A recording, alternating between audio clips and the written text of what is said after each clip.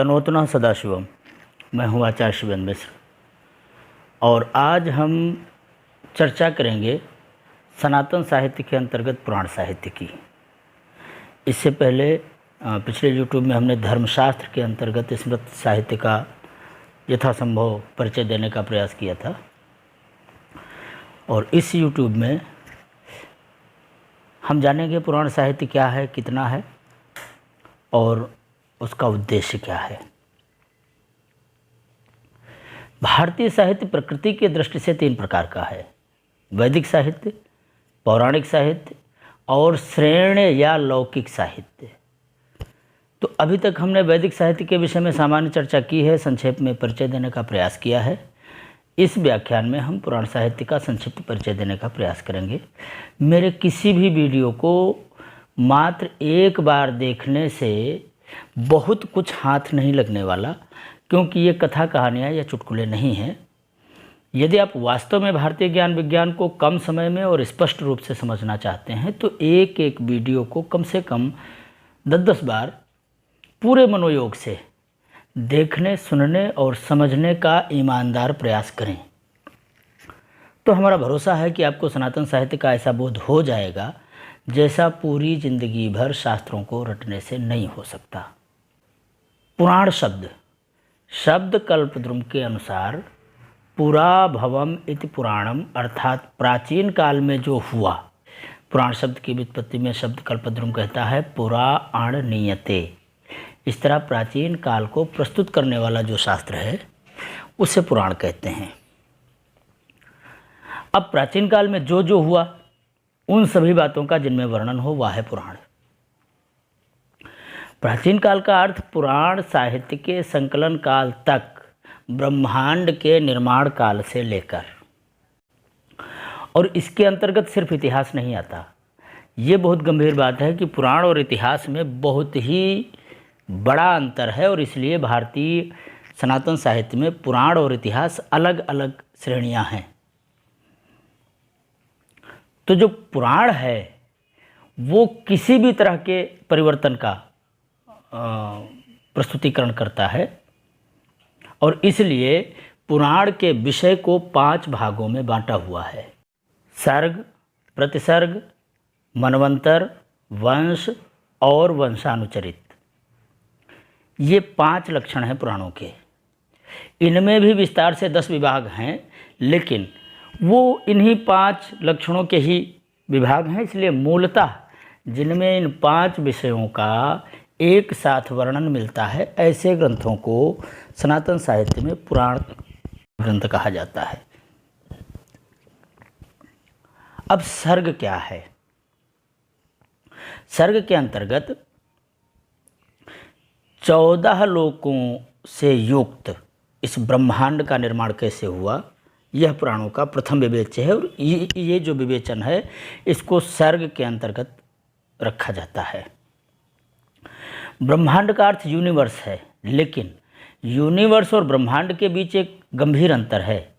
ब्रह्मांड का अर्थ अनंत आकाश के उतने ही क्षेत्र से है जिसका हिस्सा एक सौरमंडल सहित पृथ्वी है, और पृथ्वी का अर्थ जीवन ग्रह से है, अर्थात एक पृथ्वी या जीवधारियों से युक्त सौर मंडल सहित 14 स्तरों वाला आकाश क्षेत्र जो एक गैलेक्सी का हिस्सा है। इतने को पुराणों में ब्रह्मांड कहा गया है। अनंत आकाश में ऐसे अनेकों ब्रह्मांडों की स्थिति सनातन साहित्य मानता है। किसी ब्रह्मांड में जीवन चक्र का आरंभ हो रहा है, किसी में मध्यकाल है, किसी में विनाशकालीन अवस्था है, तो किसी ब्रह्मांड में लयावस्था चल रही है। यह मान्यता सनातन साहित्य की है। ये चक्र हमेशा चला करता है। हमारा ब्रह्मांड, जिसके अंतर्गत हमारी पृथ्वी है, आज कलयुग कालीन अवस्था में चल रही है। अन्य ब्रह्मांडों में यह मनवंतर काल अलग अलग स्थितियों में होगा। किसी में सतयुग का आरंभ और किसी में मध्य, तो किसी में अंतकाल चल रहा होगा। पुराणों का दूसरा विषय है प्रतिसर्ग। प्रतिसर्ग का अर्थ सर्ग के अवस्था के बाद के विकास की अवस्था से है। सर्ग सिर्फ ब्रह्मांड के निर्माण से लेकर 14 स्तरों में विभाजित होने की अवस्था तक को ही कहते हैं। प्रतिसर्ग का अर्थ है पृथ्वी के निर्माण से लेकर जलादि मूल तत्वों के निर्माण से विभिन्न प्रकार की जलज, स्थावर, जंगमादि सृष्टि के बाद अंतिम रचना मनुष्य जाति तक के निर्माण का क्रमबद्ध विकास क्रम। और इसके अंतर्गत पृथ्वी में जीवधारियों की सृष्टि आती है, अर्थात प्रतिसर्ग का अर्थ है पृथ्वी पर जीवन का विकास। अब तीसरा लक्षण है वंश। वंश का अर्थ है खानदान। वंश के अंतर्गत पहली मनुष्य जाति के नर मादा की संतानों से क्रमशः बढ़ने वाली मानव जाति के बृहत्तम समुदाय में विभाजित होने पर प्रधान महत्वपूर्ण व्यक्तियों को आधार बनाकर मानव समुदाय को सुव्यवस्थित रूप देने के लिए उन व्यक्तियों का लेखा जोखा सुव्यवस्थित करना जो मानव जाति के आदर्श बने, पथ प्रदर्शक बने और जिनकी वंशवेल के द्वारा विशाल जनसमूह संगठित और सुव्यवस्थित जीवन जीने का प्रयास कर सका। मनवंतर शब्द, यह शब्द सृष्टि से लेकर आगामी प्रलय पर्यंत व्यतीत होने वाले समय की गणना से संबंधित है, जिसके अंतर्गत मनु नामक एक काल विज्ञापक संज्ञा को स्थिर करके सृष्टि के आरंभ से लेकर प्रलय पर्यंत होने वाले विभिन्न कालखंडों में होने वाली विभिन्न भौगोलिक, ऐतिहासिक, सामाजिक, सांस्कृतिक और राजनीतिक परिवर्तनों को समयबद्ध रूप से एक पीढ़ी से दूसरी पीढ़ी तक पहुंचाने का प्रयास करना है। मनवंतर शब्द में जो मनु शब्द है यह कालवाची है, अर्थात एक निर्धारित समय सीमा की संज्ञा है, ना कि मनु नामक ऐतिहासिक व्यक्ति का इससे कोई संबंध है। जैसे वर्ष, मास, युग ये सारी समय की संज्ञाएं हैं, उसी तरह मनवंतर भी एक विशाल समय सीमा की संज्ञा है जिसका निर्धारण 71 चतुर्युगी है और इसके अंतर्गत 14 मनुकालों को माना गया है। 14 मनुकालों को एक कल्प कहते हैं और यह एक कल्प ब्रह्मा का एक दिन होता है। पुनः इतने ही समय तक ब्रह्मा की एक रात होती है। इसलिए एक कल्प तक का सृष्टि कार्य रात्रि के समय पुनः विलीन हो जाता है। इसी को नित्य प्रलय कहते हैं। ये है मनवंतर के अंतर्गत जिन विषयों का विस्तार से वर्णन किया गया है, ये सारा विषय मनवंतर के अंतर्गत आता है। तो इसमें भी जो बातें आई हैं उन्हें हम इतिहास की तरह ना देखें। और जो 5वां लक्षण है वो है वंशानुचरित। मानव जाति के आरंभिक काल से लेकर प्रलय काल पर्यंत जो विशिष्ट लोग सामाजिक, सांस्कृतिक, राजनीतिक और आध्यात्मिक रूप से समाज की दशा और दिशा में आमूल चूल परिवर्तन कारक हुए या भविष्य में होंगे, उन सभी प्रमुख लोगों के चरित्र को एक पीढ़ी से दूसरी पीढ़ी तक पहुंचाने के लिए उनके जीवन चरित्रों का वर्णन करना इसका उद्देश्य है। यह वंशानुचरित एक कल्प का होता है, इसलिए इसके अंतर्गत 71 मनवंतर काल तक के विशाल समय सीमा का इतिहास विखंडित रूप से हमें पुराणों में मिलता है। तो ये है पुराण के मुख्य विषय। अब पुराण साहित्य अवतारवाद का मूल है। मौलिक रूप से पुराण साहित्य में ईशानुकथा नामक विषय ये बहुत बाद का है और ये भागवत पुराण में मिलता है। मूलतः पुराणों के 5 ही लक्षण हैं जिन्हें इस तरह पुराणों में रखा गया है। सर्गश्च, प्रतिसर्गश्च, वंशो मनवंतराणि च, वंशानुचरितम विप्र पुराणाम पंचलक्षणम। ये हैं 5 लक्षण: सर्ग, प्रतिसर्ग, वंश, मनवंतर और वंशानुचरित। हमें भागवत में 10 लक्षण मिलते हैं। सृष्टिश्चापि विसृष्टिश्च स्थितिस्तेषांश्च पालनम, कर्मणां वासनां वार्ता, मनूनांच क्रमेण च, वर्णनम प्रलयानांच मोक्षस्य निरूपणम, उत्कीर्तनम हरेरेव देवानांच पृथक पृथक, दशाधिलक्षणंच महतां परिकीर्तितम, संख्यानंच पुराणंच निबोधय कथयामिते। तो इस तरह अगर गंभीरता से चिंतन करें तो भागवत में कहे 10 पुराण लक्षण, ये भी दरअसल 10 ही हैं, ऐसा तो भागवत भी स्वीकार नहीं करती। वो कहती है दशाधिकम लक्षणंच, 10 से भी अधिक लक्षण हो सकते हैं।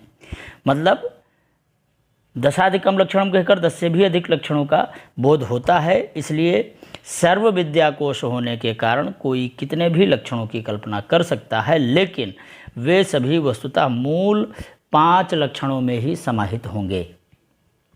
इसलिए ऐसे अध्येता जिन्हें साहित्य शैली की या तो समझ नहीं है या वे जानबूझकर पुराणों के विषय में भ्रम फैलाने का प्रयास करते हैं, वही लोग ऐसा कहते रहते हैं कि पुराणों का विषय एक दूसरे से विपरीत है। एक पुराण में कुछ लिखा है, दूसरे पुराण में कुछ लिखा है, और ये जो वो कहते हैं वो उनका या तो भ्रम हो सकता है और या वो समझ रहे हैं विषय को, पुराण की प्रकृति को वो समझते हुए भी जानबूझकर ऐसी बातें करते हैं।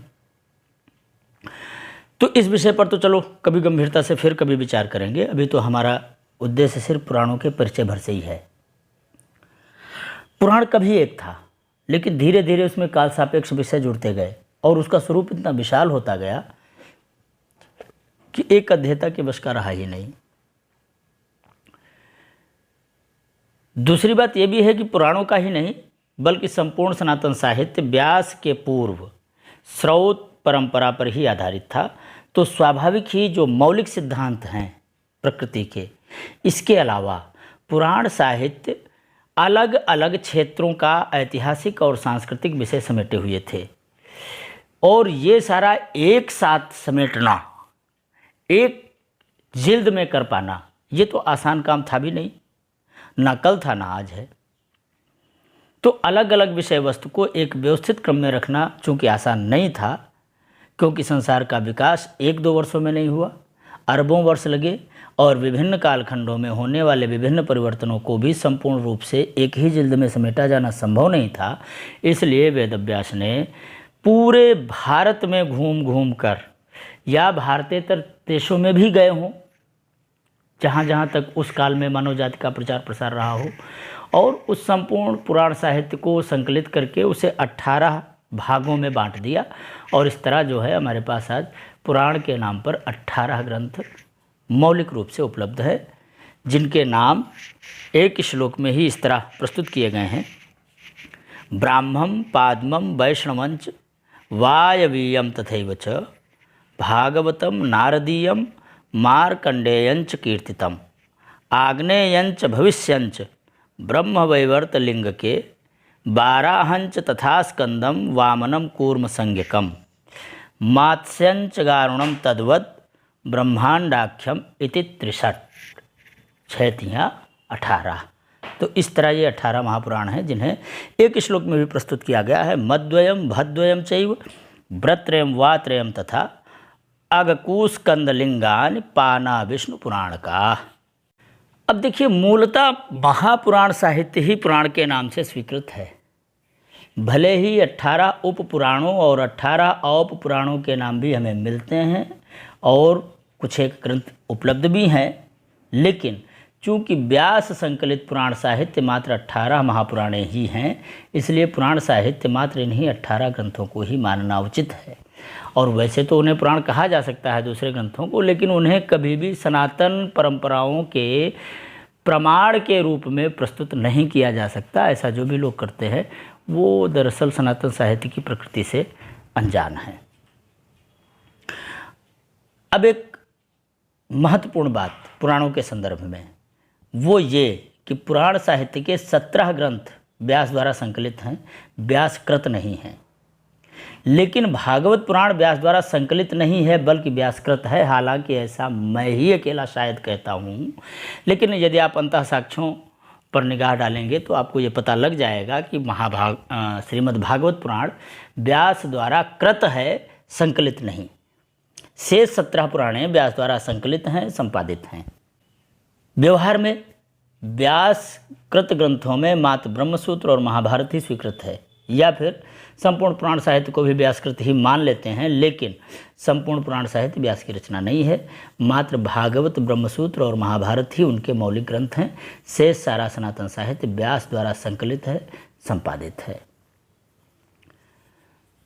तो अवसर प्राप्त कंडीशन में 18 जो उप पुराण हैं उनके नाम हैं आदि पुराण, नरसिंह पुराण, स्कंद पुराण, शिवधर्माख्य पुराण, आश्चर्य पुराण, नारदीय पुराण, कापिल पुराण, मानव पुराण, औशनस पुराण, ब्रह्मांड पुराण, वारुण पुराण, कालिका पुराण, माहेश्वर पुराण, सांब पुराण, पाराशर पुराण, मारीच पुराण और भार्गव पुराण। और इसी के साथ साथ जो 18 औप पुराण हैं उनके नाम क्रमशः हैं बृहद विष्णु पुराण, बृहद धर्म पुराण, विष्णु धर्म पुराण, शिव धर्मोत्तर पुराण, भविष्योत्तर पुराण, पशुपति पुराण, मुद्गल पुराण, परानंद पुराण, गणेश पुराण, महाभागवत पुराण, कल्कि पुराण, वशिष्ठ पुराण, गर्ग पुराण, चंडी पुराण, लक्ष्मी पुराण, कार्तवीर्य पुराण, ऋजु पुराण और एकाम्र पुराण।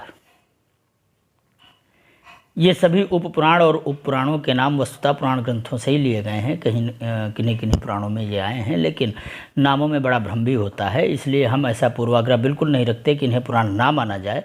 परंतु ऋषि प्रणीत साहित्य के अंतर्गत मात्र पूर्वोक्त 18 महापुराण ही जो वेद व्यास द्वारा संकलित हैं वही आर्ष सनातन साहित्य का हिस्सा हैं। वेद व्यास के बाद जो भी ग्रंथ लिखे गए, चाहे वे वेद का अनुमोदन करते हों चाहे ना करते हों, वो सनातन साहित्य का हिस्सा स्वीकार किए जाएंगे, लेकिन उन्हें सनातन परंपराओं की पुष्टि के लिए प्रमाण की तरह प्रस्तुत नहीं किया जा सकता। यदि किया जाता है तो निश्चित ही अव्यवस्थाएं होंगी। अब वैदिक और पौराणिक साहित्य देश काल और संस्कृति आदि की सीमा से परे है, इसलिए आर्य साहित्य या हिंदू साहित्य कहकर हमें वैदिक और पौराणिक साहित्य का अपमान नहीं करना चाहिए। वस्तुतः उसे या तो सिर्फ वैदिक या पौराणिक साहित्य कह सकते हैं, या फिर सनातन साहित्य कह सकते हैं, या आर्ष या ऋषि प्रणीत साहित्य कह सकते हैं। इसके अलावा अन्य कोई भी संज्ञा वैदिक और पौराणिक साहित्य की नहीं हो सकती।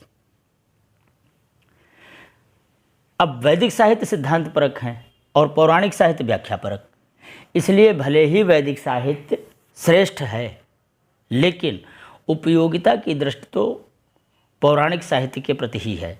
आम जनजीवन तक वैदिक सिद्धांतों के प्रचार प्रसार और लाभ प्राप्ति के लिए पुराण साहित्य ही एकमात्र आश्रय स्थल है। चूँकि वेद समाधि भाषा है, इसलिए सिद्धांतों को जैसे का तैसा रूप वेदों में स्थापित है, लेकिन किसी भी विचार को ग्रहण करने के लिए, उसे बोधगम्य बनाने के लिए, जन जन में प्रसारित प्रचारित करने के लिए क्या, क्यों और कैसे जैसे सिद्धिकरण पद्धति के द्वारा सिद्ध करके मनुष्य को बोधवान बनाने का काम पुराण करते हैं। और पुराण साहित्य जो जितना भी है वो काव्य शैली में लिखा गया है, ताकि दुर्बोध और कठिन वैदिक सिद्धांत आम व्यक्ति भी सहजता से हृदयंगम कर सके। इसलिए कथा शैली के द्वारा पुराणों के विषय प्रस्तुत किए गए हैं। तो पुराणों में जो पर्वतों के उड़कर यहाँ से वहाँ जाने, एक पर्वत समूह का दूसरे पर्वत समूह के साथ विवाहाद संबंध बनाने जैसी मानवोचित कथाएं हमें मिलती हैं, या फिर शेर, हाथी और बैल एक दूसरे से गंभीर विषयों पर चिंतन करते दिखाई देते हैं। इन अलौकिक व्याख्यानों को इतिहास की दृष्टि से देखना ही मूर्खता है। ये किसी न किसी रूप में किसी न किन्हीं गंभीर दार्शनिक सिद्धांतों की विवेचना करते हैं। राजनीति, दर्शन, ग्राम्य जीवन, नागर जीवन, वन्य जीवन का सामाजिक, सांस्कृतिक और ऐतिहासिक विवरण तथा लोकोपयोगी शिल्प कला आदि से लेकर सामान्य मानव व्यवहार को निरूपित करने में पुराण साहित्य गाथा शैली में धर्म, शिल्प, कला, नीति जैसे जटिल विषयों को बड़ी ही सरलता और सहजता से समझाने में सक्षम है। और विश्व समुदाय का व्यावहारिक जीवन सनातन साहित्य के प्राण पुराण साहित्य का ऋणी है।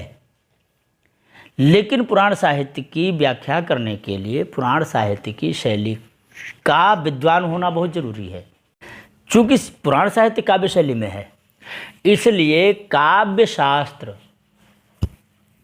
के ज्ञान से विहीन कोई भी व्यक्ति यदि पुराणों का व्याख्यान करेगा तो वो निश्चित ही पुराणों के अर्थ का अनर्थ करने का काम करेगा। और इसीलिए प्राचीन काल से ही सनातन साहित्य के व्याख्यान का अधिकार सबको नहीं दिया गया। इसके लिए आज का जो युग है और जैसी चिंतन परंपरा है कि साहब ज्ञान पर कब्जा करके रखा ब्राह्मणों ने, तो ये बात बहुत ही बेवकूफ़ाना है। दरअसल पुराण साहित्य या वैदिक साहित्य का व्याख्यान उन्हीं लोगों को करने का अधिकार है जो उसकी शैली, उसकी प्रकृति और उसके व्याख्यान करने के तरीके से पूर्णतया परिचित हों। तो अगले वीडियो में हम बताएंगे कि पुराण साहित्य को समझा कैसे जाए। तब तक के लिए नमस्कार, धन्यवाद।